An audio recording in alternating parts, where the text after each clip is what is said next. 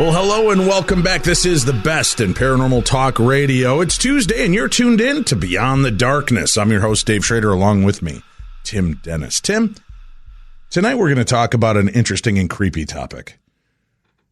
I know we talk a lot about ghosts and we've talked about the demonic realm. Mm-hmm. We've talked about Bigfoot encounters and poltergeist. And one of the things that freaks me out the most is the idea of alien abduction. Now, I'm fascinated by the idea that we're being visited by other planetary beings or creatures from other galaxies, other dimensions, portals, whatever you want to call it. Right. To be watched and observed is one thing. To be abducted and experimented on, to have things implanted in your body, that gets into a whole new realm of weird. It does, yeah. And that's always been the most chilling aspect of the stories we've heard. And I often wonder what the long-term effect of these moments are because, you know, we've had Whitley Strieber on our show. Right. And Whitley is considered to be one of the most famous abductees in the world. Mm-hmm. Or is he? He doesn't even seem to know. Yeah, doesn't he call them something like the Strangers or something like that now? Yeah, and we just had him recently on the show a few weeks back, like I think our second episode when we were talking about black-eyed kids. Yeah. And what I thought was fascinating, all of a sudden his story is, I've never really had any bad encounters. And I said, Whitley, I thought they were pretty abusive to you. Well, yeah, up front, yeah, they were really horrible. But after that, I mean, once you get past the rape and the molestation, they're fine. Yeah. So it seems like I don't know if he's come to terms with it. I don't know if he's just found peace with what's gone on and through the years maybe has educated him on himself and that he realizes that when it first happened it was terrifying because it was new. Or has he got some kind of Stockholm syndrome where he's so used to these beings and the abuse and the weirdness that they put him through? Now there's the other side of the coin, and I'm going to address it because many people have addressed it to us since we've had him on the show a few times. Okay. He'll be the first to tell you he can't even call them aliens. Right? Yes. Yeah. He doesn't know what it is. Now, he's a novelist. He's a screenwriter. He has a very vivid and active imagination. Mm-hmm. And he won't even go officially now on the record and call them aliens. He'll say he referred to the Greys a few times, I think, on our last interview and talked to them as the strangers and the visitors and things like that. But he's very non-committal to what he thinks happened. And he even said, which I found weird, is that he can't even be sure that he, fully had like the experience. So I don't know how much of this was like in a hypnagogic or hypnopompic state, how much of this was hallucinated or very vivid imagination. I don't know because I really don't understand the way he vacillates. I think on our first interview, even speaking with him, Tim, he came out of the shoot talking about this experience and how weird it was. Right. And then he kind of downplayed it halfway through. And then I think I poked him again during that first interview about the situation. Well, did you ever feel like you were in danger? Yes, they raped me. And all of a sudden he took on this totally different attitude. And it was all in the span of like a 1 hour interview. He got angry. Not at us, but at them, the like reliving it. Yeah, the situation. I don't understand it. So maybe the best thing to do is talk to somebody who does understand the situation. Somebody who is considered one of the world's leading experts on alien abductions. Derrel Sims is joining us this evening. His 38-plus years of field research has focused on physical evidence, led to his groundbreaking discoveries of alien implants and alien fluorescence. Now, as a former military police officer and CIA operative, Sims has a very unique insight to the alien organization, which he believes functions similarly to an intelligence agency. We're going to welcome him to the show tonight, maybe get some understanding. Is this something we should be afraid of? Is it something that our government or our world has control of? Let's find out from our guest now, Derrel Sims. Welcome to Beyond the Darkness. Thank you, Dave. We're glad to be here. This is certainly a topic that polarizes people. They either completely believe that we are being visited and people are being abducted, or the other side of the spectrum is people just shut it down immediately because it just sounds too fantastic to be true. I'd like to know if we can. That's true. If we could start back in your history, were you a believer throughout your life that aliens existed and UFOs and interplanetary beings, or was that something that you got indoctrinated into later in life? Well, I wouldn't call myself a captive audience. Okay. Excuse me. I didn't have any clue as to what an alien was or anything like that, and I'm still convinced to this day that we still don't yet know completely who they are. I'll give you some pretty good answers, I think, today for your audience. But the bottom line was that I was 4 years old in 1952 when the event started, and I had no clue what in the world an alien was. My parents didn't let me watch monster movies. I'm not even sure there were any when I was 4 years old in 1952. So it was just a complete shock for me, the thing to come in the room and to be there, and it just, none of it made any sense to me. So you were 4 years old? That is correct. Please explain to us what happened that first time. What did you witness? Well, what I witnessed was, and I'm giving it to you from the kind of the end of the story, and because I know a lot more about it now, because I've been able to piece this together over the years.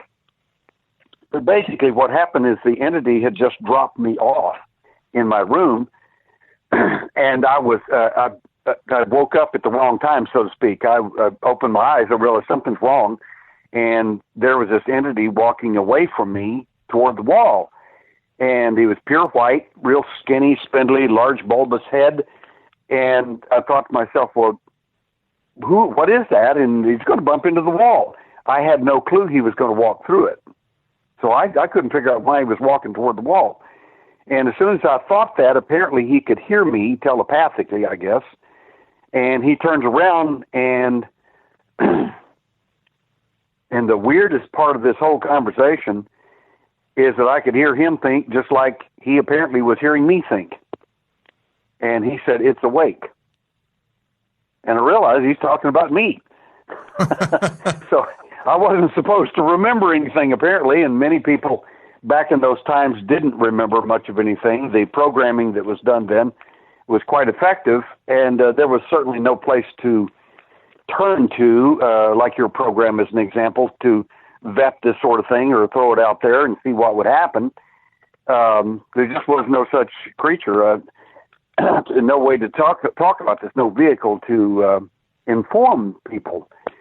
So I never told my parents, never told anybody anything, and kept it to myself. And over 13 years, from age 4 to age 17, the events continued, and they stopped violently at age 17. Can you explain to us what these? My total business for them. What did the beings look like to you, or was there a myriad of different characters that you came into contact? Well, the first one was simply this skinny, little white, spindly little being that about 4 foot tall or so. Of course, to me, he was pretty big because I was a pretty little guy.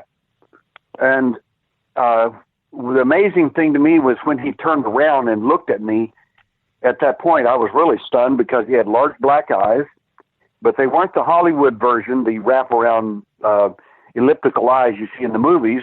His were perfectly round, 100% round, about the size of a big silver dollar. And it made no sense to me. And, of course, kids see things differently than adults tend to do. I mean, the guy's standing there, and it's wintertime. I'm cold, and I'm covered up with covers. And he's standing there with no clothes on.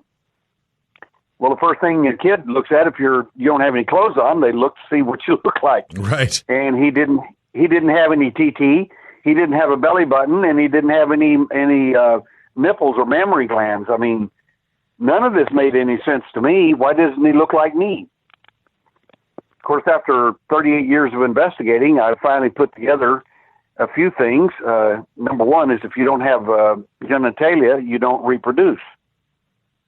If you don't have a belly button or a navel, you weren't born. You were either hatched, cloned, manufactured, or made. And I think that's the better answer for how he got here, so to speak. So it began at 4. You have no memory of what that first meeting was like. You just remember being dropped off. And how often? I remember being dropped off, yeah. Right. How often did these encounters take place going forward? There were about one a year or thereabout. seemed to happen, about 10 events over a period of 13 years. And back then I never made the correlation as to, but I never put these things together. I never strung them together, so to speak, like beads, and made sense of it. It just something weird, that strange that happened, and I never would tell my parents. I was so upset that night, the next morning, that my parents kept asking me, what happened, why are you upset? And I couldn't tell them anything. I knew they'd never believe me. And you're instructed also by these entities to keep quiet, not to tell anybody. And so that night, the next night, my parents put me between them to sleep, and which was really unusual because they just didn't do that. Mm-hmm. I had my own little tiny room, and I again felt something really weird wrong with that picture, and I opened my eyes real quick when I was laying between my mom and my dad, and there was the same entity at the end of the bed in their room where I was sleeping, and another entity right next to him. And this is the weirdest part of it. They looked exactly alike, but I could tell them completely apart. Now, how that happens, I have no idea. But I knew that guy right there was my caretaker, so to speak. He was the one that was in charge of me. And the other guy, I had no idea who he was or why he was there, but he looked just like the other one. And I took my little elbow and I kept hitting my dad as hard as I could. He was laying on his right side. I kept hitting him, and I hurt my little elbow on his spine because I kept hitting him so hard trying to wake him up. My dad's a light sleeper, and my mom couldn't wake up, and it was just really bizarre, and I just never could get them awake. And the next thing I know, I'm gone, and here we are again at another event. But that's very unusual for an event to happen 2 in a row on the 2 nights in a row. That's just very unusual. When you said then you were gone again, do you remember them taking you and where they took you? I remember them taking me, but I don't remember much of what they did or what was involved. I pieced together some other things from another event. During that same time, within a year later or so, I was taken when I lived in Mayhill, New Mexico, which is the middle of nowhere. And we actually had an outhouse back then. This was back in early 1950s. We had a little outhouse there until we got our little house built and a little outdoor bathroom, so to speak. And I went out to use the bathroom that night. And when I opened the little door to the outhouse, after I came out of it, I started to close the little door, and there was this entity, the same one, standing there waiting on me again. And boy, I mean, I was scared beyond, I was mortified. It was night, and here he is standing there, in the moonlight with his bright white skin, if that's what it is, with those large black eyes. And the next day, they brought me back, but the next day, I did something really unusual for me because I've rescued animals my entire life. I love animals. I like insects. I like everything. And the next day after school, I'm out there killing grasshoppers. I mean, hundreds of them. There are lots of them out there in the weeds, and I can't kill them fast enough.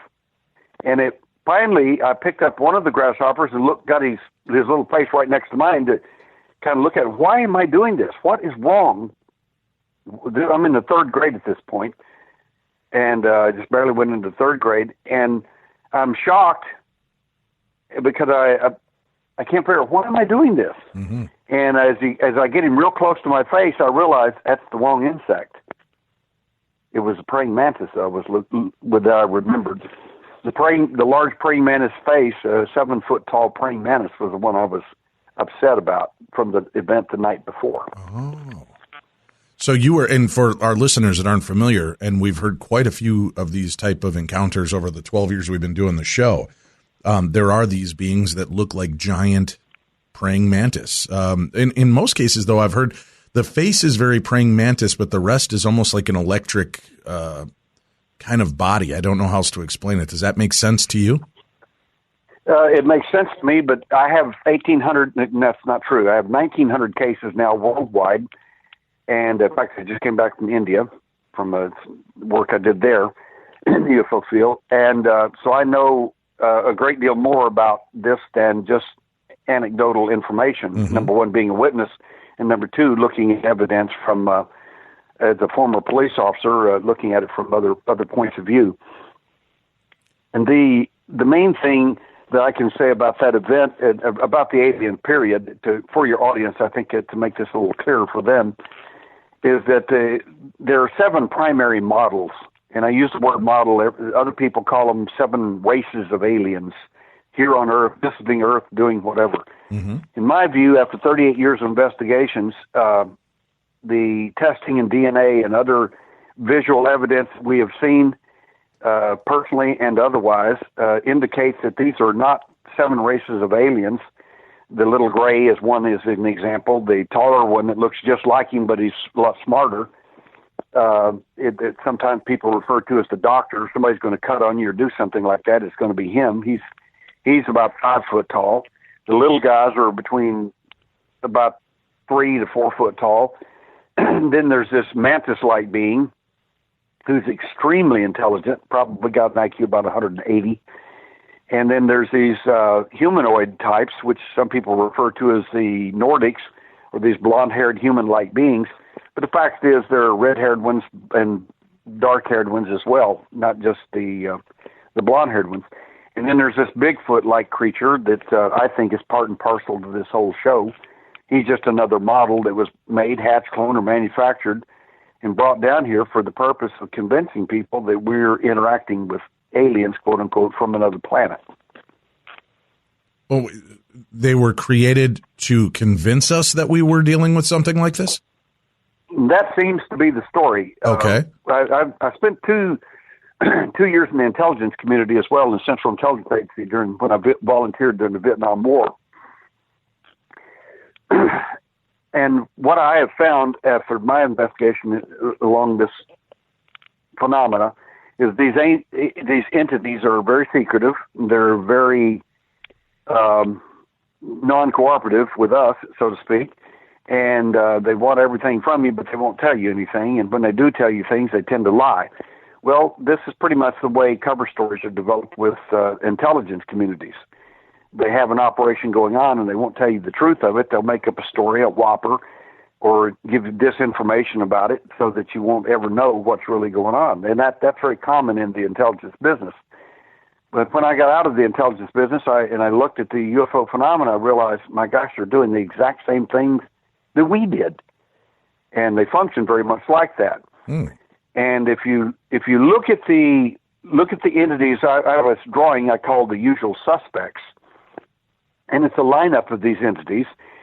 And when you look at them and just look at them objectively, not as aliens or anything else, but just these little bipedal creatures, some of them being 8, 9 foot tall, that Bigfoot character is a neat illustration, and ask yourself some basic questions. When you look at the humanoid, you say, well, where in the world would aliens or anybody get human DNA?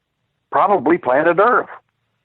Where would you get, if you look at the Bigfoot, he's obviously a simian or an ape, creature of some kind. Where would you get ape DNA? Probably from planet Earth. And you look at the praying mantis and you say, well, I wonder where in the world you'd get that kind of DNA. Well, it probably isn't from Saturn or Jupiter or any other place local. The Cosmic Walmart's DNA store is planet Earth. And I suspect that what's happened is someone has come here, taken certain DNA from our planet, hatched, cloned, manufactured, and made these entities for the purpose of interaction with us to convince us that they are in fact from other worlds. But the real question is not that. The real question is who made them and why the ruse? Why are we hiding all this stuff? Derrel, let me ask. Yes, go ahead. If I could ask you a quick question, please, and take no disrespect to this, but have you ever had yourself psychologically checked to make sure that this was not just machinations of an imagination or a brain gone haywire. And again, please, I mean, no disrespect in that, but I know that a large portion of the audience would be curious about that as well. Have you ever been evaluated for mental illness? Oh, of course. And we do this with some of our abductees as well. When CNN came to my home for 3 days, two of our abductees came forward, and these are professional people, and they told about their abduction encounters. And one of them was when he was a little boy, he would be taken. He and another little boy would be taken in one part of Houston, and they were missing all day. And later in the evening, when this happened several times, the police would finally find these two kids clean across Houston somewhere. These kids are 3 and 4 years old, and of course they were thinking somebody kidnapped these little children and tried to harm them, but they never described that. The only thing they ever described was the alien being, over and over and over. And when CNN was there talking to me about this and interviewing these people, they said, well, we think there probably was some mental aberration or something. And I said, well, I actually have a psych report on these people. I brought it with me. And I said, and again, I told them the same thing. No disrespect to you. Do you have one on yourself? Right. And I said, first of all, you're accusing these people of being possibly mentally ill or whatever. I said, what qualifications do you have medically or psychologically to evaluate anyone? And of course they said none. And I said, well, then that kind of leaves you out in the dark. I said, because their medical report said there's absolutely nothing wrong with them whatsoever. Mm-hmm. And Dr. John Mack, professor of psychiatry, chief of medical psychiatry at Harvard, who studied this as well, found that in many of the cases, and I knew him personally before he passed away, stated that many of the abductees that he had talked to, the vast majority of them have absolutely no psychopathology that would suggest that there's anything wrong with them, that they in fact have had extraordinary experiences that we simply can't explain. Well, and you understand where, I mean, as a researcher in law enforcement and working for the CIA, you understand where the need is from people like myself to ask that question, because we want to try to make sense of what we're hearing. And when it seems to fit outside of our white picket fence and perfect little cupboard, people want to understand there's got to be a mental issue or mental deficiency. And it's important to know that these people have been tested by experts whose job it is to understand if there's a mental issue going on. And that's why I think it's important when people are telling their story as well. You've got somebody who isn't dealing with a mental breakdown or wasn't dealing with, issues of paranoid delusion. They're actual, fully functioning human beings that are just having extraordinary experiences. And no question about that. And I was evaluated even when I was in the Central Intelligence Agency before they gave me a top secret clearance. I had to have a clean bill of health in every sense of the word. They're not going to spend, back in 1968, $250,000 on a background check on you to find out that there's something wrong with you. There were many other things they did before they were going to spend that kind of money. Were you forthcoming with your information at that point, though, as being evaluated for the CIA, being evaluated as military police, that you believed that you were having encounters with alien beings? Well, my encounters had ended some time before that, and I've not had anything further happen, and they never asked anything concerning that issue.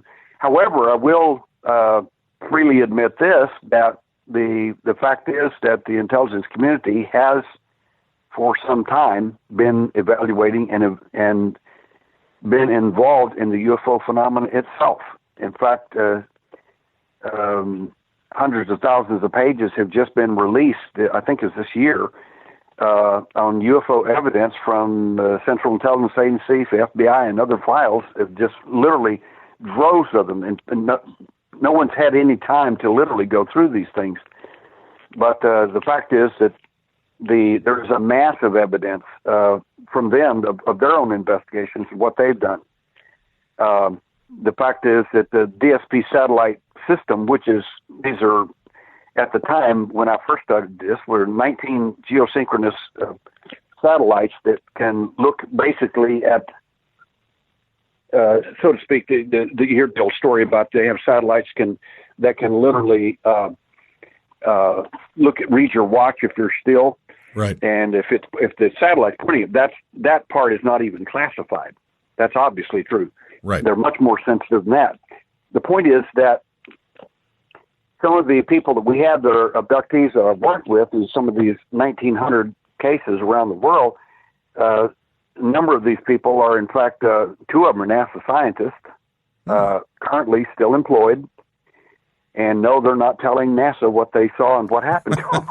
It's not going to happen. Got to wait for that pension to clear. Two DSP satellite specialists that are the same way, and they're just never going to tell this stuff. No. Derrel, can I ask you one question here real quickly?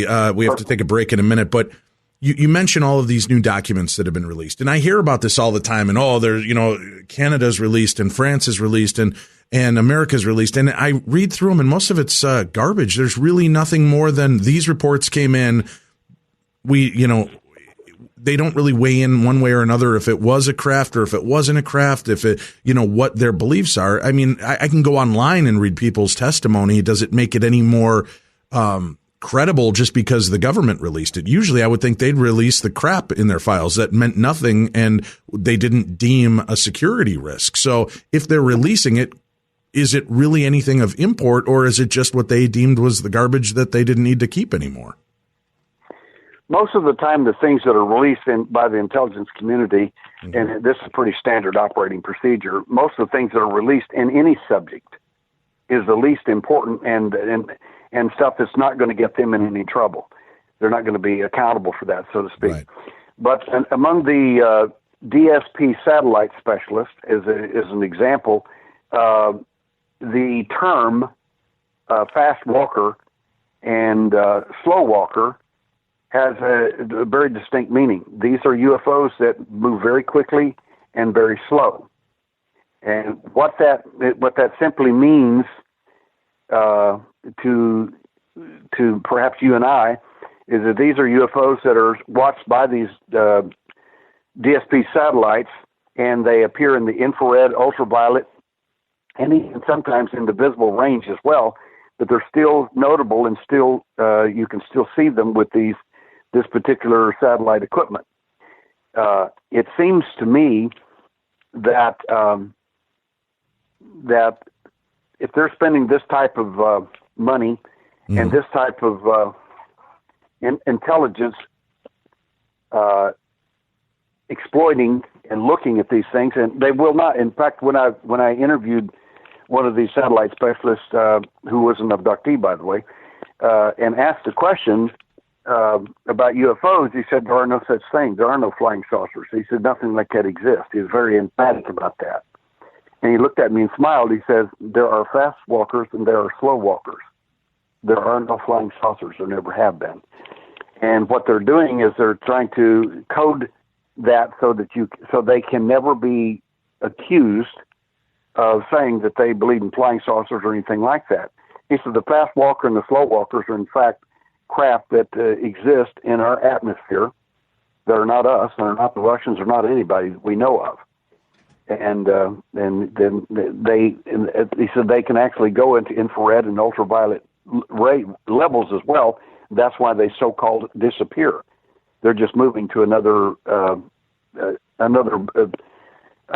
light spectrum, which would be invisible to us, either UV or infrared. It's fascinating that you mentioned that. I had an aspect of this, and I've talked openly on the show about my adventure at James Gilliland's UFO ranch out in Trout Lake, Washington.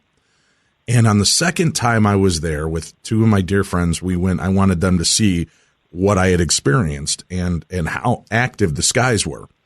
There were two things that stood out to me, and this was during the daytime, Derrel. You talk about how they're hiding in these different light spectrums.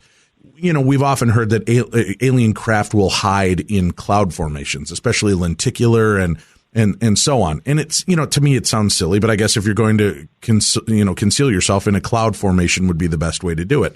And I actually have a photograph of this I've posted from time to time. I had to laugh because when we got there, over the property was a perfectly formed 1950s saucer-shaped UFO. Cloud. It was a cloud it was like it had the dome top and then the outside saucer look to it.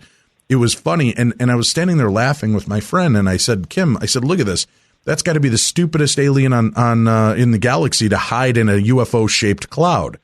And we both kind of laughed about it, obviously not believing that there was one, when suddenly this black ball began undulating and dipping out of the cloud. And it was like looking at the humps of the Loch Ness Monster bobbing in and out, and it would go up in the cloud. And I looked at it and I said, what the hell is that? And we were kind of laughing, astonished. But then the sky, it was a beautiful, God, it was gorgeous, beautiful blue sky. Very few clouds. I mean, there was some cloud cover, but not like thick clouds. But it was this beautiful blue sky. And as I'm looking up in that area, suddenly, all I can say is it was kind of this pinkish ribbon of energy started moving, almost like you're looking at the Aurora Borealis, the northern lights, the way you can see that flickering of the green fire as it, leaps into the sky. There was this pinkish and orange pattern of energy that rolled overhead, and it kept waving back and forth like you're watching the waves crash against the shore. And I said, I looked at my two friends. I'm like, holy shit, what is that? What is going on up there? And my one friend looked up and didn't see it. The other one's like, that's amazing. And I said, what are you seeing? She said that ribbon of energy just moving through the sky. But my third friend did not see it, did not witness it. But the two of us did. And you're talking about hiding in this other visual spectrum. This thing I saw, I called it the glitch in the Matrix at that time, because I thought if there really is something like that, this is it. Because I'm seeing the glitch in the Matrix. I'm seeing the light pattern screwed up. But it appeared as though something was moving underneath the layer of the sky. And it still stands today as one of the most remarkable things I've ever witnessed. That is an amazing story, and I'd like to add one to it. One of my investigators is he's an attorney, and I can't tell you how high up in the government he is, but he's a big attorney, and he does investigations on his own privately and keeps this stuff pretty quiet. And he sent me this case that was rather fascinating. He said, Derrel, this guy isn't he's the city attorney. And I said, okay. And he said he sees this triangular craft outside of his house, and so do other people in the city. Mm-hmm. And he grabs his wife and says, let's follow that thing around and find out some things about it. And she said, are you nuts? And he got her, put her in the car anyway, took off with her. Sure. And he said, the reason I'm telling you this story is because I know the only cases you deal with are physical evidence cases. And he said, there's a lot of evidence in this case. So they follow this thing around, and it gets late at night, and then it's cold, it's winter, and then all of a sudden their car quits working. And the next thing they know, they've called the record guy to come pick them up, and they told the record guy, boy, you sure got here early. He said, what do you mean? He said, well, we just called you a minute ago. And he said, that was 3 hours ago when you called. Because they've got missing time here for 3 hours. Their windows are rolled down. It's midwinter, and they're not even cold. One explanation for that is they just got back into the car. Somebody just dropped them back off. Right. And the record guy finally shows up. They see the record guy showing. They put him back in there. Anyway, they relay this experience. He actually wrote an actual report. Now, this won't get you reelected. Wrote a real report as to what happened to them. I mean, as credible as any two people you ever want to meet. And he also noticed his watch was messed up. And so he said, well, I got to get my watch fixed. So the next day he goes down to the watch repairman, hands him his watch and says, what's wrong with my watch? He said, he quit last night at 10:30. Well, that's when the event happened. That's when it started. And the repairman took the watch apart, the jeweler, and he said, your watch has been completely melted from the inside out. Wow. And I have the watch, and I have the evidence of that. And, of course, for me as an ex-police officer, my interest is not did the aliens do that, but how can I duplicate that? How can I, if I wanted to make a fake case out of this, what would I have to do that? Right. And so that's what we're looking at next. But so far, based on everything that we've seen thus far and the credibility of the witness, and so on, like I said, if the attorney, the Harris County attorney turned in a report like that, it's not likely that people want to be voting them back in. The fact is that the individual was that honest and was just profoundly struck at the contact case that they had. So we've got more than just so-called housewives and little kids disappearing and things like that. My interest is in physical evidence, and for your audience, what that means is that I look for evidence on people and in them. We got to take a break, Derrel. That's a good place to leave it. We'll come back. We've got more coming your way.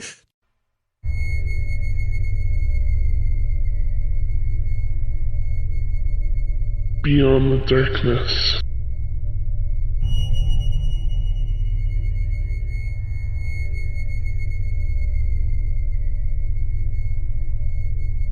And we're back here on the best in paranormal talk radio. This is Beyond the Darkness. I'm Dave Schrader, and that's my abductee over there, Tim Dennis. Yeah, you're my abductee, Tim. They keep finding me, though. Well, yeah, I keep abducting you and making you do the show. That's part of the deal. Yeah. Talking with us tonight is Derrel Sims, the alien hunter, one of the world's leading experts on alien abductions. And aside from being an expert on this, he is a very compassionate and skilled therapist who has helped hundreds of alien experiencers all over the world come to terms with what they've witnessed. And he's done a lot of work with implants. Before the break, we were talking about physical evidence, things that you can physically see that will be able to, back up some of these claims, substantiate some of these stories. And we had to cut you short to go to the break here, Derrel, but thanks for hanging in with us a little bit longer. What, in your opinion, is the best type of physical evidence to prove that these abductions and that these visitations are actually occurring? Well, one of the things that would be most important to me as an investigator and an ex-cop is to have physical evidence of the craft. The second thing I would want would be evidence of the entity itself.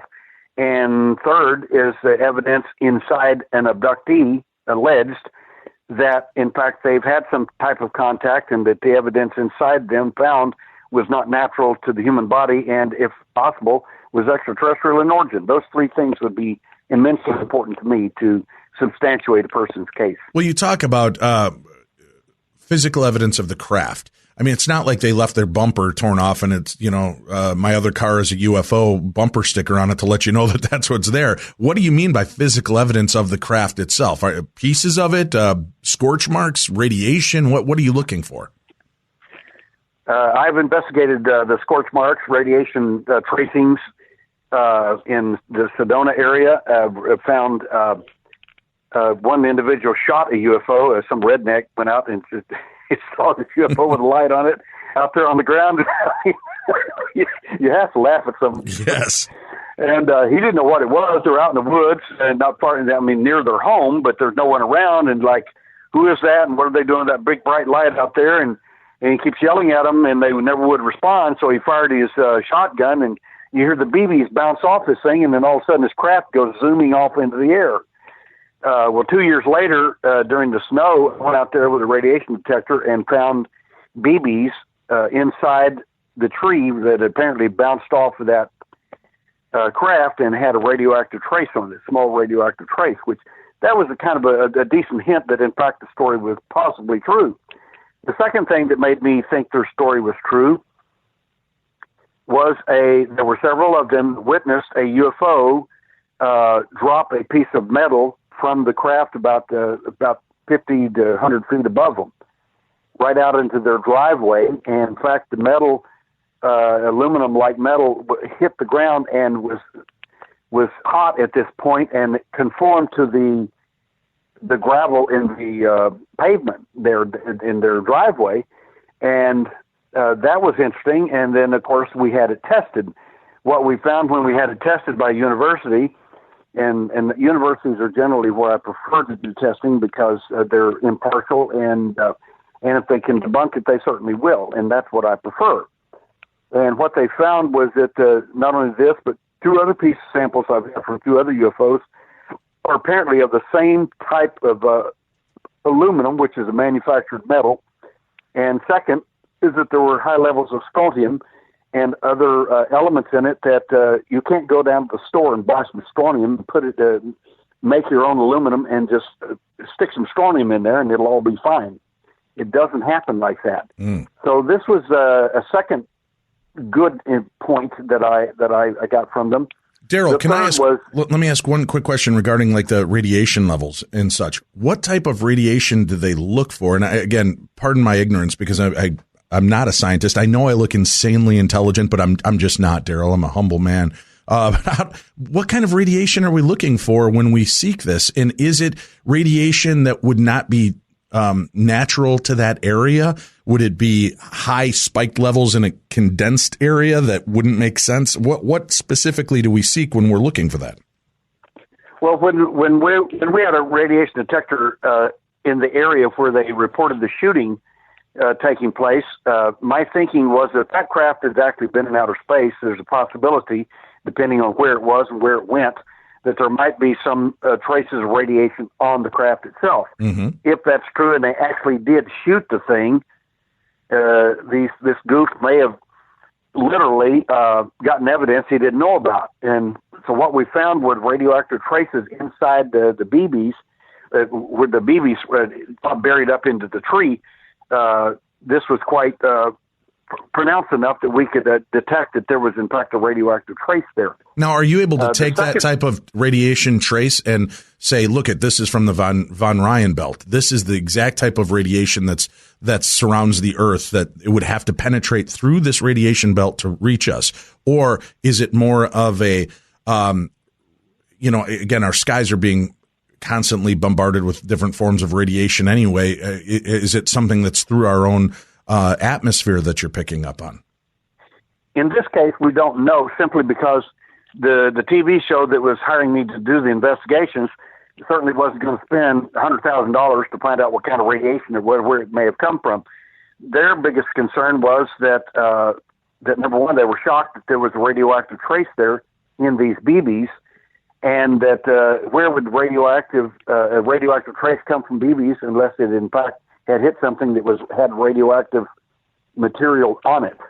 So that's where we left that.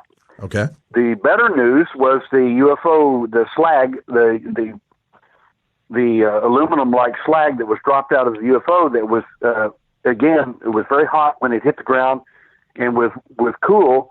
I say cool. It was warm, not harmful. It didn't burn anybody. When they went over and touched that thing, finally, it did not burn anybody. This was quite remarkable. And this metal has been tested against other metals and other labs, from Los Alamos to other labs.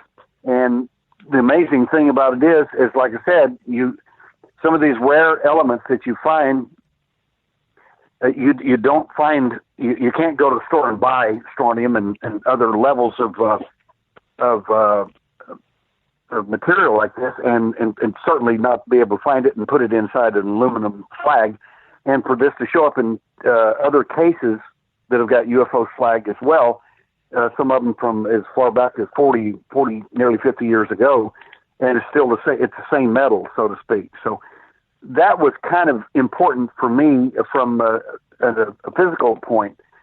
But there's a third type of material that is fascinating. It's when the alien physically touches people, when they literally handled you, they leave two types of traces on the individual, on the abductee or contactee, when they physically touch them. And if you can get a black light at a certain nanometer length to check them within 12 to 24 hours of their event, they'll glow like a Christmas tree. You'll see the long, slender finger marks and or the procedural markings on these people.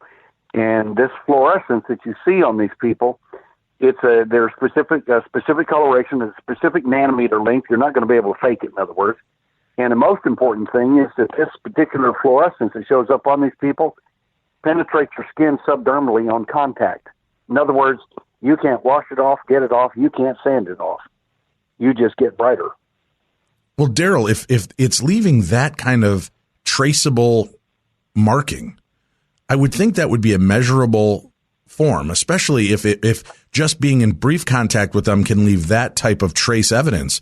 If that's the case, and again, I'm going off of what I watch on TV and movies, and maybe it's just hyped, but dealing with the CIA. If that's the case, and we can trace what type of element that is, what type of radiation that is, can we not somehow calibrate instruments that would be able to pick up those more concentrated levels to be able to find aliens walking among us or the craft hovering above us. I would think that there would be something to use to do that with. Or maybe that's, again, just TV and movie fodder. You're making a brilliant assessment, in my opinion, and it's an investigative mind that you have, and it's a good thought process. The obvious thing that I look for when I go to these conferences and stuff is when people claim contact, which many of these people, this was weeks ago. This stuff will disappear within usually a 24-hour period. Mm-hmm. The body will simply absorb it. But if I can get to them in time, I take trace samples of this and literally take skin samples, subdermal sample, and then keep traces of this material. And obviously we have about 15 samples so far, and we want to have them tested. Some of these tests they're not cheap, and I pay for this stuff out of my pocket when I do get things done. And some of these tests are $14,000 a piece. Wow. They are not cheap to do. Understandable. Sure. I would think, for proof, there's enough independent sources out there. You've got people like Dan Aykroyd, who is fascinated by this. I would think to prove the existence of some of these craft and these beings that there would be a big enough pool of hidden advisors and money that would be willing to be poured into these situations to actually seek this kind of knowledge and proof of the concept that this is really going on. Okay, to answer your question succinctly in two areas, the answer is yes, sometimes. And one of the sometimes was I did the first two public surgeries on the so-called alleged alien implants, mm-hmm. one in a man's hand and three in a lady's on the top of her feet, not in her bottom of her feet where she stepped on something. And long story short, we did the medical evaluations on these people and found that there was no evidence to support that these were splinters or metal shards or something that they stepped on or did whatever. They were not natural to the body, and there were other witnesses that corroborated the information. One doctor looked at the three objects in the lady's foot and said, "Well, these are surgical clips, in my opinion, from an osteotomy." She said, "Well, the only problem with that is I've never had a surgery in my life." And I checked with the doctor and others, and no surgery. So we did operation on these two people, removed the objects. Later, I was confronted by a group called NIDS, or the National Institute for Discovery Science, mm-hmm. Which is Bob Bigelow outfit, right, when it was in operation years ago.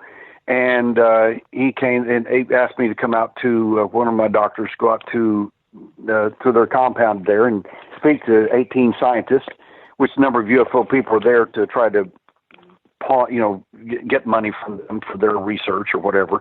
And we were the only one accepted that day. And he was quite excited.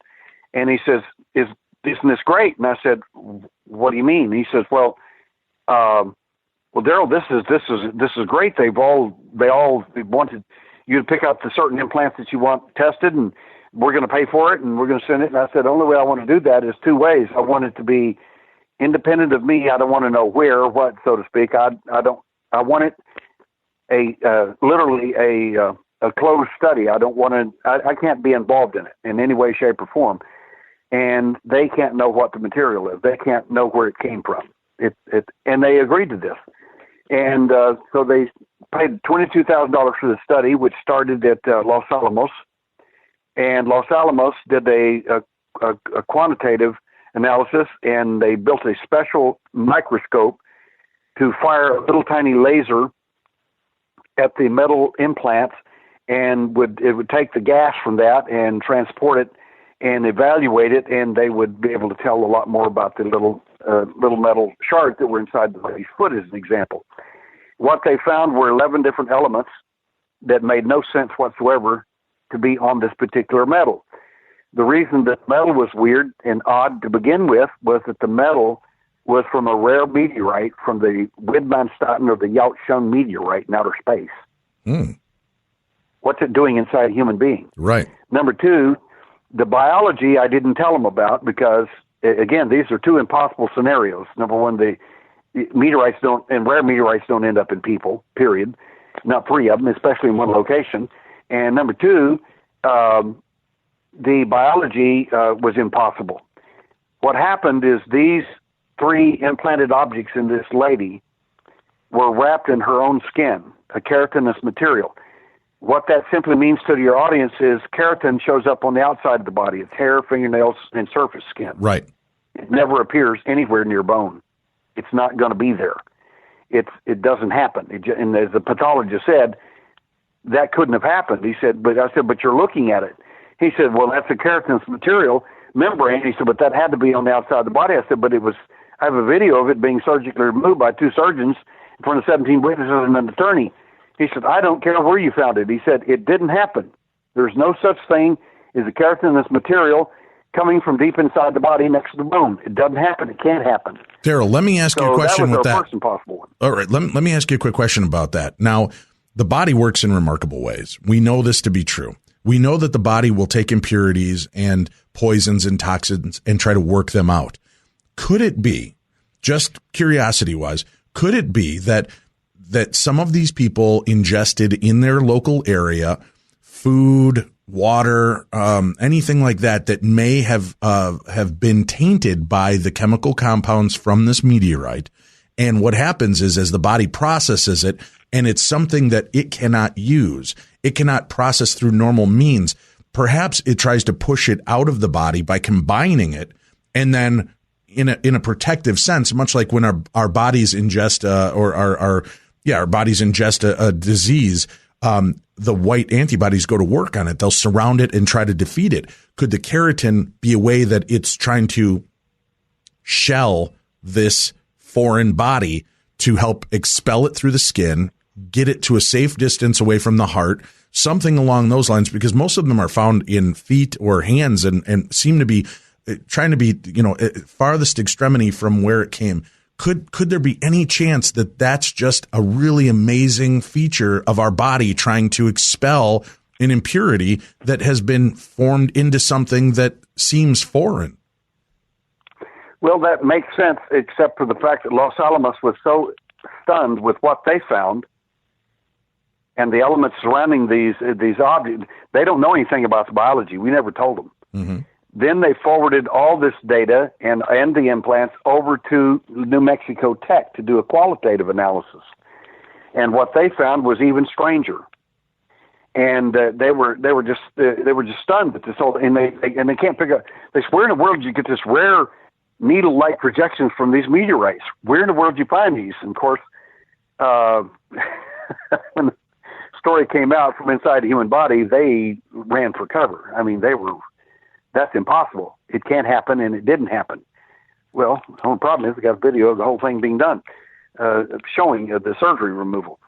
So the answer to your question is what happens in the cases of where a metal or an object like that or something foreign to the human body happens inside someone. It's called a spatter effect from a war, from like a hand grenade or something like that. A little metal shard gets in somebody. What'll happen is these little cells will all gather around it like little phagocytes, and they will literally join hands, so to speak, and wall it off and and hide it, so to speak, from the body to protect the body from it. The problem is that's called an inflammatory response. In other words, as soon as you remove that, like a piece of metal with the biological covering like that, like from a Vietnam veteran, where he got a metal shard from a bullet or something that blasted into his body. You pull that out, you take the membrane off of it, it's called an inflammatory response. The reason the biologist was so upset when we told him this came from inside the human body, he said that's not possible. This is not an inflammatory process surrounding the object. Mm-hmm. He said this is in fact keratin. This is surface material. This never appears inside. There's no such creature. It never happened. It can't happen. And it didn't happen. He was emphatic about that. So what we have here is a walled off area, but it's not an inflammatory, it's not a result of an inflammatory process. In other words, it was done on purpose. We suspect that the scoop marks that these abductees report on their bodies, that's the surface skin that shows up there. That may in fact have been used to wrap and wall off the object, the implant, so that the body would not recognize it, because now it's wrapped in the person's own skin. Oh, so their it's own cloaking biology. it. Right, it's cloaking it is what you're saying, so that it takes a piece of our own DNA to wrap around it so that our body does not reject it and try to refuse it or push it out. The reason that was fascinating to me is that I was talking to a Nobel laureate one day, and he said, Mr. Sims, having read your report and looking at this, he said, I am rather stunned. And I said, what do you find interesting about it? And he says, well, he said, if that is a non-inflammatory process, he said, it's just beyond remarkable. He said, here's why. He said, if you could replicate this non-inflammatory process in a laboratory, you may have a Nobel laureate find. And I said, what do you mean? He said, well, organ donor rejection may be passé at this point, if you can replicate that process in the lab. He said, your pathologist is correct. It doesn't happen. And for you to have a sample of it where it did, he said, well, you may be looking at technology here that we never believed possible. All right. So you've got these samples. Once they're removed from the body, they're tested scientifically. What is the principles we find out about them? Are they microchipped? Are they putting off any kind of measurable readings? Anything that we can determine what it is aside from being an alien splinter of some sort? Sure. To do this even better, we'd go back 1 year before I discovered the implants, before we did any surgical removals of any so-called possible alleged alien implants. I'm speaking at John Muir Medical Hospital for 250 surgeons in an AMA-sponsored program on medical complications of alleged human-alien contact. This is a straight-laced, high-class, high-dollar, million-dollar just the room I was speaking is $1 million complex. Wow. Just for their continuing education. And they're having me speak on these alleged implants that I'm finding and have found since the early, and during the 1980s. And I told them, I said, if in fact these implants are real, if they're real, if in fact what we have here is valid and it's alien, so to speak, not just a shard of metal or not this or whatever, what we think is going to happen is that I said there are four things that I think that are going to be true if these are alien in origin. I said the first one is that there will be no signs of inflammatory response. Notice the statement I made. No signs of inflammatory response. In other words, if that thing is cocooned, it's not a due to a war injury or something like that. It's quite unique. It will have this impossible membrane around it. Number two is that the object will in fact be attached to a nerve supply. And number three, and very important, is in fact that these objects will have no discernible form of technology. If in fact we find implants or objects that are like an RFID chip, something like that, the clear thing that will be obvious about that is that there will be a human form of technology there, and it will be discernible, and it will probably be obtainable. You'd be able to find out where the manufacturer was, so to speak. None of those things, all the things I predicted there came to pass. Even the two surgeons were saying, how in God's name would you know that before you ever did a surgery?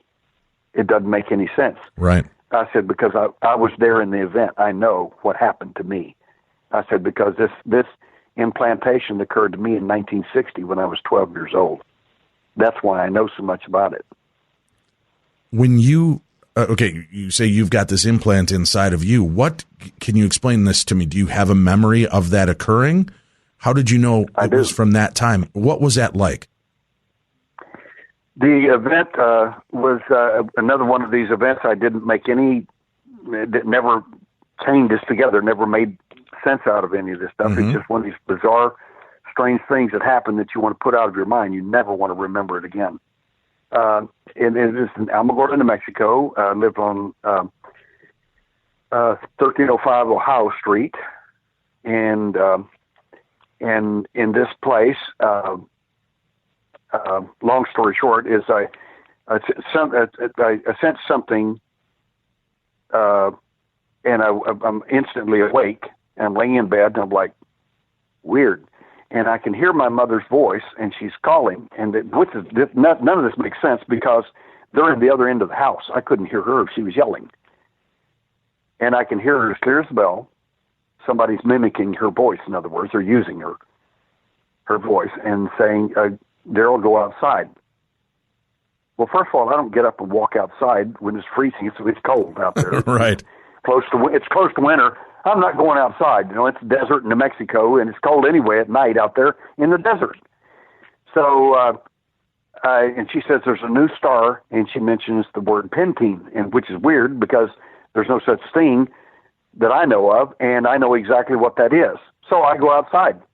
And as soon as I go outside, I see this large, bright light on the horizon. And I mean, it is huge. And there's the moon up there. There's Venus, I mean, bright in the sky. It's clear night, beautiful night, but there's this huge bright light on the horizon. And I'm thinking, well, what in the world is that? And all of a sudden, this bright light comes across the desert very, very rapidly. And the next thing I know, and I hate to use this illustration. If you ever saw the movie Phenomenon, right, where the guy was looking up in the sky and a bright light, boom, next thing he knows, he's laying on the ground. He can't figure out what happened to him. Exactly. Well, that happened to me, but I'm inside this circular room at this point, and there's the same cosmic skinhead over there that always picks me up, and there is somebody taller than he is that he's talking to, and this is all mental, of course, and I'm listening to them, and I finally begin to cry because I realize what they're going to do to me. And they pull out this long needle-like device about 8-9 inches long, and it's got a little silver sphere on the end of it, and they insert it in my nasal passage and jam it in there and broke the bones in my nose. Oh. And it went back behind my eyes, excruciating pain. I bet. There was no anesthesia whatsoever, none. I mean, it's very easy to remember because it hurt. Yeah. And when the needle came back out, there was blood on the end of it, and the little sphere was gone. So that's the last, and then, of course, the next morning I'm in bed, and there's blood on my pillow, and my mom looks at me and says, "Have you been picking your nose?" I said, yeah. Because, I mean, I didn't know what to say. Because, I mean, why is there blood on your pillow? Mm-hmm. Well, it's obviously from a nosebleed. Question is, where'd the nosebleed come from? No, I have not been picking my nose. So I'm rather stunned. I didn't know what to say, so I'm just lying to her. You know, I just, yeah, sure, I shouldn't have been picking my nose. And so that ended that. But the point is that I'd never had a clue why they did what they did or what that meant until later when I started doing my investigations. I obviously had a body scan and other things, and I found no evidence. They'd obviously come back and removed it. But I have gone to the VA hospital on 2 occasions as a veteran, and doctors have been rather stunned at what they found, independent of me, and knew nothing about my UFO events until I finally told them. And one of them was this. Well, the doctor came in one day and said, "How you feeling?" I said, my primary care physician, I said, just fine. And he said, well, I feel I got a little pain over here. And he said, no, the pain's on the other side. And I said, you don't know where my pain is at. You're not some kind of psychic or something. And he said, your pain is over here. And I said, no, it's not. The little pain is over here. And he said, no, it can't be. He said, your broken ribs are on the other side. I said, I don't have any broken ribs. What are you talking about? He pulls out my x-rays, and there the broken ribs are healed up. I said, if you have broken ribs, you know that. You can barely move. You can barely talk. You can barely breathe. Yeah. Yeah. How would you get them healed overnight without knowing it? So that was another event that I had. And they said, well, the lady told me, said, then you had a positive event. They healed you up. I said, no, ma'am, you missed the whole point. They healed me up to cover up the injury. They didn't want me to know. My doctor found it out independent of me. And a neurologist called me later about some other cases, and she told me she said a number of your abductees are my patients. I said, well, that's fascinating. I didn't know that. And she said, the question I have for you is, have you found or do you suspect injury to these people beyond their natural accidents like car accidents and so on? I said, yes, I do. And she said, do you think that they use car injuries and things like this to hide what they've done? I said, yes, I do. And she said, I have medical evidence to absolutely support that point of view. I wrote a paper called Them Bones, and and my case is in there as well. But I've got 2 cases where the VA has already proven this in their own independent investigation, and they knew nothing about UFOs. I never told them until later. Now, was there anything interesting, aside from the fact that you had broken ribs you knew nothing about? Was there anything interesting about the way they were broken? Was it a clean break? Was it laser point? I mean, there had to have been some kind of characteristic to that damage that, was it internal, explosion or an external blow that caused those ribs to break? External blow. Okay. To what extent? Do you have any idea why they would, what they would have done to you? I do, and I've never told anybody why.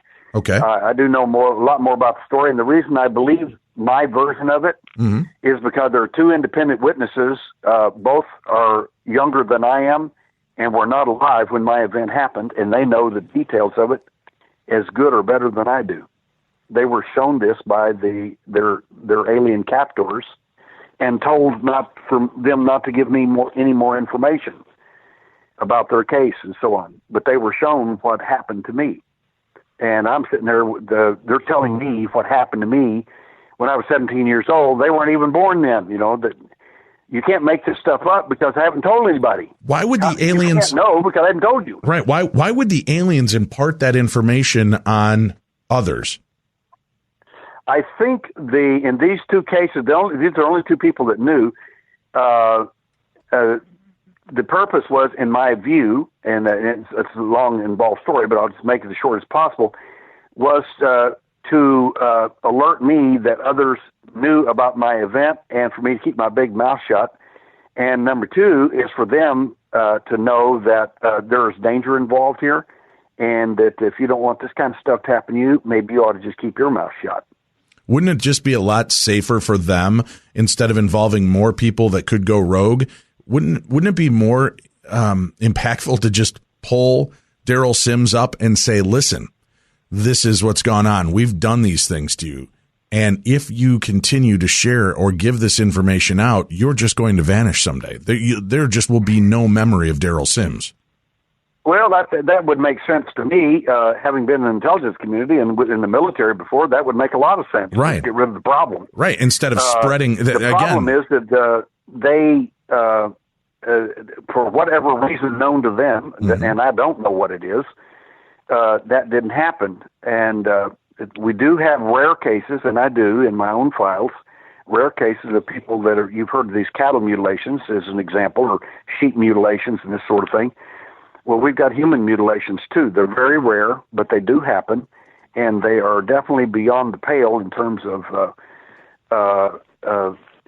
somebody didn't do it. Somebody didn't. The local Jack the Ripper didn't go out and do this, so to speak. What are you looking for when people have implants? Is there a specific set of things? You mentioned the scooping of the skin. First of all, explain that a little bit more clearly, if you would, so people understand what to look for. And then, sure. B, are there any natural artifacts of our own health that could cause that same indentation? The scoop that you find on the abductees are rather interesting. They look like a dermatological punch, and if you could take just a little tiny spoon and scoop out an area of their skin and then cauterize it rapidly, that's what it would look like. And you say, well, that could be done for whatever reason. So, sure, things can happen like that. What is consistent, though, with a reasonable amount of these abductees, that they have these scooped out areas, and I have one on my shin. I remember when I got it. Remember I told you the night they took me, the second night? Right. When the 2 of them were standing there at the end of the bed. The next morning, I'm in my little shorts wandering around outside playing, and I look down and notice this big, huge scoop mark on my shin bone. Well, the reason that is rather bizarre to me is little kids, if they get injured, they have scabs. And if they have scabs, they pick at them. That's what little kids do. Right. They just do. And I know a lot of big kids that do that, too. Yeah. There's no scab. How in the world do I have and my little legs are probably, at 4 years old, are probably about 1.5 inches thick. I mean, I'm a scrawny little guy anyway. and there's this 5/8 of an inch scoop mark on my shin bone. It doesn't make any sense. And as I'm touching that scoop mark and I'm pushing my finger in it and trying to figure out, it's like a little valley in there. How does that happen? I'm trying to figure this stuff out. As I push on it, I heard this voice, and this will go to the psych people are going to love this one. I heard this voice as I began touching and playing, and I kept asking the question, how did that happen? And a voice said, you fell and hurt yourself. The only problem with that, you saying, well, that's just you talking to yourself. I never talk to myself in second person. Mm-hmm. Never have. That's an implanted thought from someone else to keep you from digging any further, so to speak, into your events. But I've got one abductee that's got 7 scoop marks in a row right down his shin. I mean, one after another, bang, bang, bang, bang, bang. I have 7 of them, equally spaced, inch and a half apart. And a cardiovascular surgeon, a famous cardiovascular surgeon out of Santa Monica, did the surgeries on that one for me. But scoop marks are just a hint. And the fact is, we've also analyzed the scoop marks, and inside the scoop marks, they seem to have a condition called solar elastosis, which basically means that they were cauterized with a intense ultraviolet light. So the question is, how does a 4-year-old kid scoop a huge scoop mark 5/8 of an inch out of his shin bone in Midland, Texas, in 1952, and then cauterize it with some type of a remarkable device like that? I haven't the slightest clue. I'm open to all kinds of answers. I just hadn't figured that out yet. These implants, do you side-by-side comparison them to each other? Are any of them identical to other implants, or does each one seem to be its own unique Many of the structure? implants appear to be different. Mm-hmm. That's rather remarkable. We've got an ocular implant fell out of a lady's eye after a mass abduction of 11 people in 2 cities and 2 states and several cities, starting in Houston, Texas. And the implant fell out of her eye in front of her boss at work the next morning. And her boss made her bring that to me. She was going to sweep it off into the carpet and said, it's just a grain of sand or something that's been bothering me all night. And her boss put it in a little container, gave it to her, and said, if you don't take it to that UFO guy that you introduced me to the other day, Mr. Sims, I'm going to fire you. She said, because I remembered you said that abductees destroy their own evidence all the time. I said, they do. Like she was going to sweep it off in the carpet. They will never bring you their evidence. You have to. The evidence I have in my case, my box that I have full of this material, that's 38 years of work. And there should be tons of it. There isn't, because they destroy most of their own evidence. They will never come forward unless you practically force them or coerce them to do it. The few implants that I have found that are reasonably consistent, right, are the little silver spheres that I talked about, the one that ended up in my nasal passage. Now, a man came to me several years ago, and he said, I've got an implant back behind my eye, just like you did. And I said, I think you probably heard me on a radio show or something, or TV, and you just made that up. You're just trying to mimic my situation. I said, people do that. And he says, no, sir. He said, I'll send you the x-rays. And he did. It's in the exact same position, exact same place. And it's the bright sphere is right there, and he's right there behind his eye near in his brain. And his doctors can't figure out how it got there because there's no damage, no trauma, how it could have been like a bullet or piece of a metal shard blown up and going in his head. It just is there. And there's no trauma to how it got there. And I said, don't ever mention alien implants or anything. Just let them handle it. And did he get it removed? No, it's inside the brain. You wouldn't want to do something like that. Some of these objects are one implant. Let me give an example. One implant I have here in this lady's chest, and she's in the military. Her husband is, and the implant is in her chest, in between her lung and her heart. The thing is the size of a walnut. I have no idea what that thing is. Her doctor said it's not a tumor. It's solid, whatever it is. And he said, obviously, we'd never remove it because it would endanger her life. We're never going to do anything like that. So this was kind of a shocker too. So we've got different size of these objects as well. So and the real question though is of implants. Let me say this for your audience, because I don't like people being scared stuff like this for no reason. Implants are very rare, and if you are an abductee and you think you have an implant, 99.99% of the time you don't. It's a normal object, or it's an unusual object that got inside you that has nothing to do with aliens. Most of the x-rays that I look at several hundred a year. Most of the x-rays I look at are not alien implants. They're just stuff, and weird stuff happens to people. The implants are vastly different, and there are different things that are associated with them that would tell us a lot more about it if they in fact were. Is there any kind of measurable effect of these implants, especially the ones that are in the brain? Are we able to pick up any kind of radio frequency from them? Are we able to pick up any kind of trace radiation? Is there anything to them other than just this dormant sliver? Well, what we've found about it is that, number one, we haven't found any quote-unquote signals from the ship to there or anything like that. Mm-hmm. What we have found is that these objects, by my definition, are in fact intrusive. They are parasitical, in my view, and they function off of the host.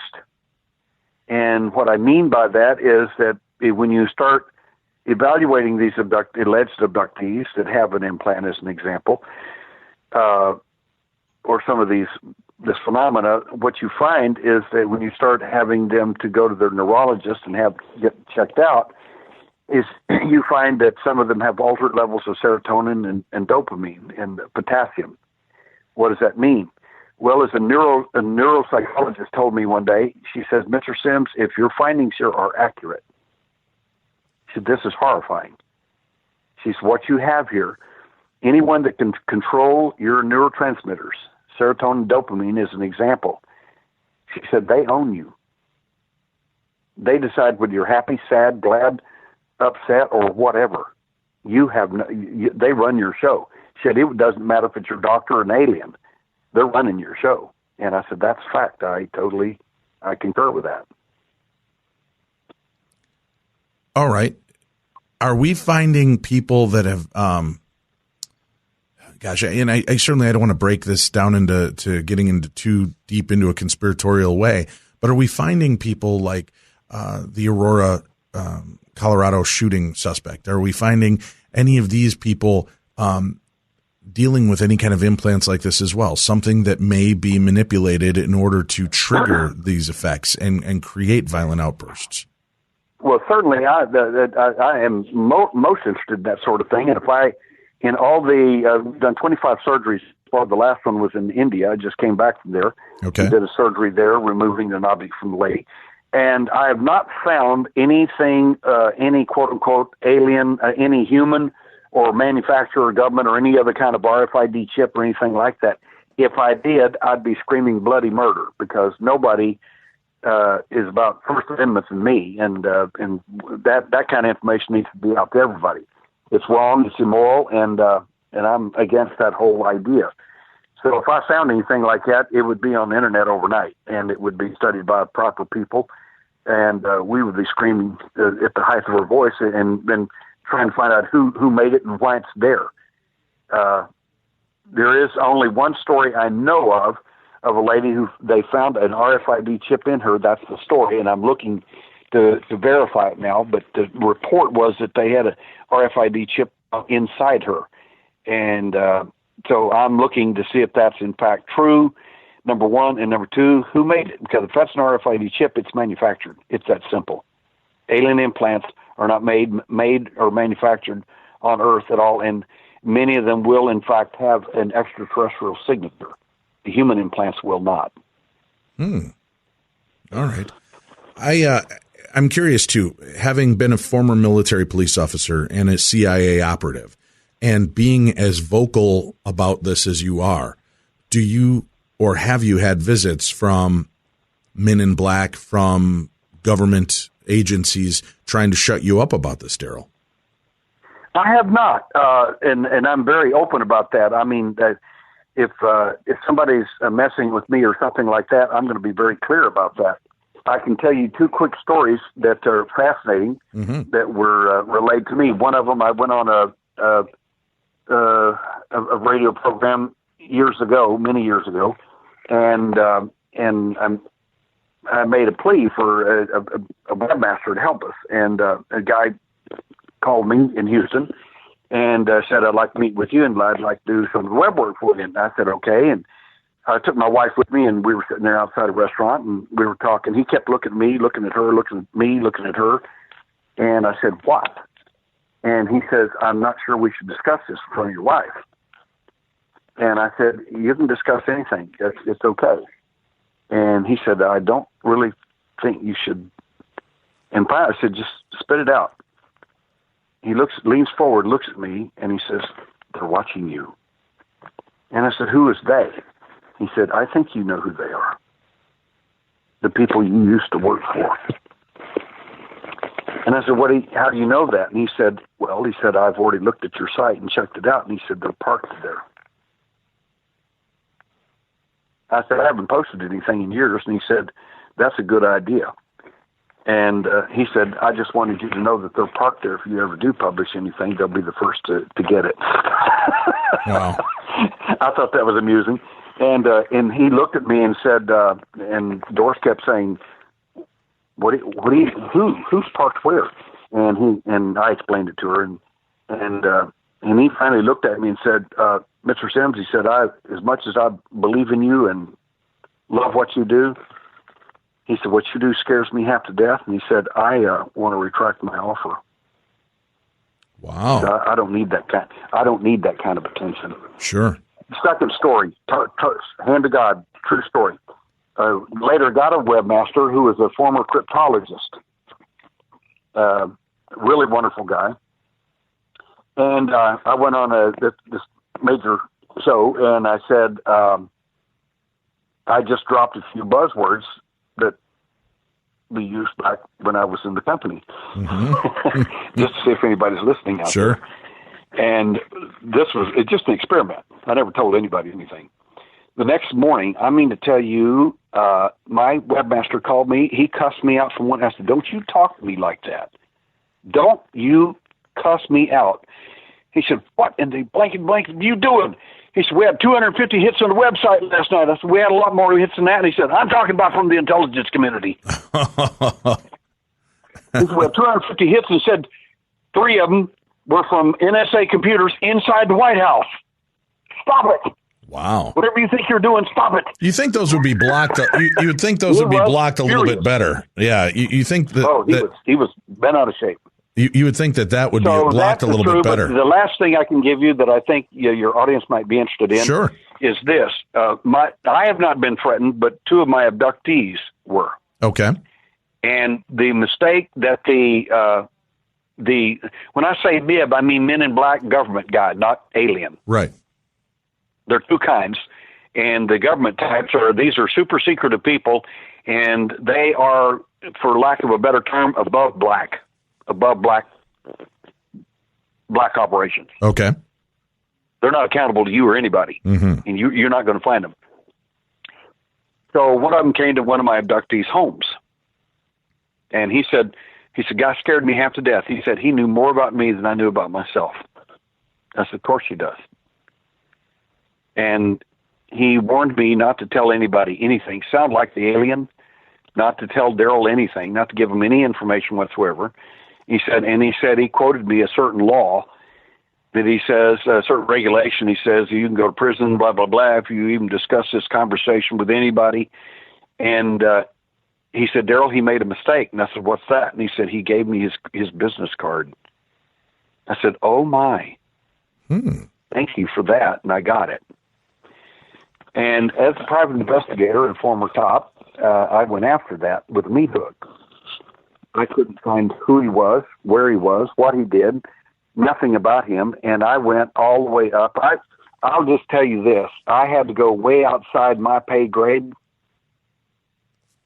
and past where I was ever at to find anything. And what I found was, in fact, this agency, this group of people does exist. And I don't care what anybody says, and this is not political at all.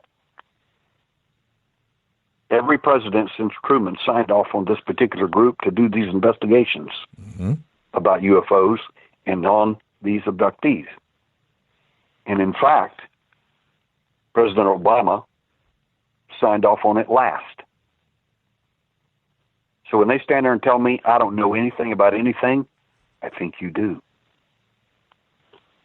Do you believe that these are beings from other planets, other dimensions, or are they beings that coexist with us here on Earth at all times, and we're just we're part of their petri dish, we're part of their experimental program?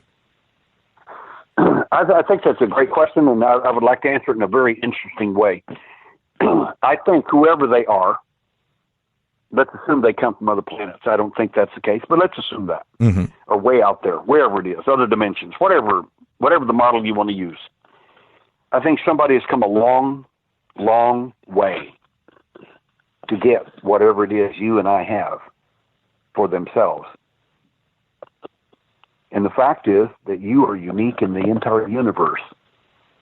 And a reasonable proof of that is why in the world would they select this little tiny blue marble to come all the way here and spend thousands of craft, thousands of hours, thousands of even years to do what they're doing with us, when the fact is, I thought they were all powerful, all knowing, and all everything. They're going to fix the ozone hole, fix the planet, and do all this.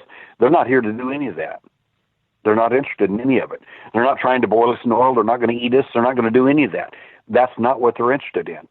They're very surreptitious, very private about it, very secretive. In my opinion, probably the lower level so-called alien doesn't have a clue. They're only doing their job. They don't know why. They don't know what its ultimate purpose is for, only that they're working for someone else that's much bigger. Do you ever get the feeling? I think the government knows about that. Do you ever get the feeling that what we are is a war games scenario for an alien race? That they keep putting us, because I'll tell you, Derrel, and again, not meaning to seem like I'm going down too many rabbit holes here, but it sure seems like our world and our country is put into some really bizarre situations, almost like, let's see what happens next. You know, the old Alan Funt hidden camera shows, right? Let's put this person in charge. Let's start this issue over here. Let's bomb these buildings and see how they react. Almost like they're doing a predictive session to see how it would happen, what would happen for their own planet or their own situation. Because some of these experiences we have here on our little blue marble seem contrived and really weird. And you see people that are numb to certain situations when they should be reacting and they should be incensed. And again, I don't have no political agenda to push here, but it just seems that there are things that take place that we have no reaction to, and then there are the smallest, silliest things that we overreact to. And I don't know. I feel like we're definitely some type of weird experiment. Well, I think you're wiser than your years to point this out. And all I can say in reference to that is simply this. In my humble opinion, there are governments and there are black operations inside governments, and then there are corporations that are bigger than governments and that fall outside governments. The governments are part of their program, so to speak. And they're so big that they're beyond black operations themselves. They can do anything they basically choose to. They're credentialed. They can be anywhere they need to be, and they'll be credentialed, and there's not anything anybody can do about it. And I don't know, I'm not a conspiracist. I don't lay awake wondering who killed President Kennedy and the Kennedys. I don't do that. I'm not interested. You figured it out, call me and tell me, but don't waste 40 years of my life trying to tell me that. My point is that I know enough about where I've been and what I've done in my life to know that this thing is much bigger than we imagine, and that the UFO phenomena is part and parcel to it. But the fact is, these people on the planet, quote unquote, that are running the big stuff, and I mean big, and that includes nations, they can't control the alien any more than anybody else can. Whatever the alien is, whoever the alien is, in ancient times, they still are. They've covered their tracks in every generation. To the Islamic people, they were the jinn of Islam. They were the fairy people, the wee fairy folk that'll take you away if you don't do right, and so on. All through the nations, everybody's got a different take on these beings, but they're the same beings in every generation, everywhere, every time. And do they interfere with governments? Of course they do. Alexander the Great himself was conquering a city, couldn't get past this great wall, and his UFOs come down and blast the wall, knock it down so that his army can go on in there. Sounds political to me. I don't know. Right. I don't know. I don't know what to say about it other than it's weird, it's big, and it's out there. And I think we have as much interest. We better have an interest in this from a political point of view, from a personal point of view, and from a spiritual point of view. I think if you ignore any of those three, you're blind. At the beginning of the show, I brought up Whitley Strieber, and I want to bookend the show with this as we've got about 10 minutes left together here. I brought up the fact that his story has changed dramatically over the years. Then I've heard abductees like Travis Walton from Fire in the Sky, who remain steadfast to their story. And although they've come to terms with it, do not seem compassionate or forgiving or friendly now with those beings, but more, just this is life. This is the normal that I know. When you talk to abductees and these people, do you find that there is some level of Stockholm syndrome going on where they are just complacent about it because A, there's nothing they can do about it, or B, they've grown compassionate to their abductors' will? Or C, they're programmed. The answer to your question is yes. There's two primary groups in the UFO phenomenon. One is called abductees. Abductees are people who were taken against their will, abducted. It's illegal, it's immoral, and they know it, and they don't like it. And I'm one of them. People always say, but don't you think there are good aliens like bad people and good people? I said, no, let's change it into the term it's supposed to be. Do I think there are good kidnappers and bad kidnappers out there? No, I don't. That's when I involved myself in a kidnapping case. Parents never come to me and say, oh, thank you for catching that wonderful kidnapper that took our child. Right. I never hear this from people. And yet I hear it from people that are contactees all the time.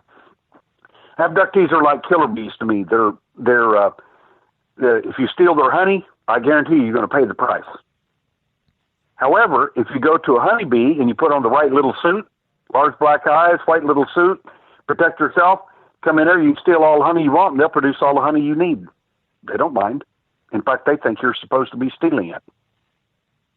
That's called programming. What do you make of Stan Romanek, of Whitley Strieber, of Travis Walton, of names like that have really captured a lot of people's attention and imagination in this field? Are there any, and you don't have to give me the name of the specific one, but I mean, are there any that you look at that you say this is complete and utter nonsense and this did not happen? And on other cases, I do not believe in the much in the one case, because the guy was caught with some. I mean, anybody with half a brain get out there and investigate. You see, one individual was flat. He was fudging. He was definitely faking some stuff. Travis Walton, I know personally. I like him. He's a good guy. He has not changed his story. I think he's come to grips with it in an interesting way. And then Whitley Strieber, I know him as well for a long time back. I think he is probably. I think he's a good science fiction writer. Is what I think. I think he knows how to spin that paper pretty well. I find it curious that one day he thinks they're here to save the planet, fix the ozone hole. Another day he thinks they're angels. The next day he writes another book. He'd stick his thumb in the wind and gets another breeze, and the breeze is they're here to save us. So he writes books on that. And then that doesn't work for a while, and he wants to scare people. So he writes books on information on we better watch out. They're going to do terrible things to us like they did to me, and that sort of thing. So I think he's an opportunist, in my opinion. All right. Well, we appreciate. I think his events may have been quite real, but I think the rest of it. I think he just reads into it and it manipulates it to what he needs at the time. Books. Okay, all right. I'm sorry. I know the guy. I'm sorry. Sure. That's just and that's Derrel's position. That's why I said Tim and I have been confused by it because he's waffled on our show on air about what's gone on, and I have a lot of respect for the man, and I think he's fascinating. But I've often wondered just what you were saying: is this man a science fiction writer with a vividly imaginative experience? That you know, there's a kernel of truth, and the rest is kind of whatever hits the flow at that time. Well, Derrel, we're up against the end of the show here. Fascinating. Would you please come back and share more information and research with us as time progresses? We'd love to have you back. Sure, I'd love to. And I love your program. You're very, very sharp. Both of you are excellent, and thoroughly enjoyed your program. Well, thank you. I appreciate that. And thank you all for tuning in. This week, we've got some other great topics. We're going to take a scientific look at ghosts. What is a ghost? What is a spirit? And poltergeist activity. And a little later on this week, our good friend Dark Waters is back on Friday, and Dark's going to be bringing the stories. He's got his own Theater of the Mind stories to share with us when we return. That's what's going on this week on the best in paranormal talk radio. For Dave Schrader, I'm Tim Dennis. And that was Derrel Sims, our guest here on Beyond the Darkness.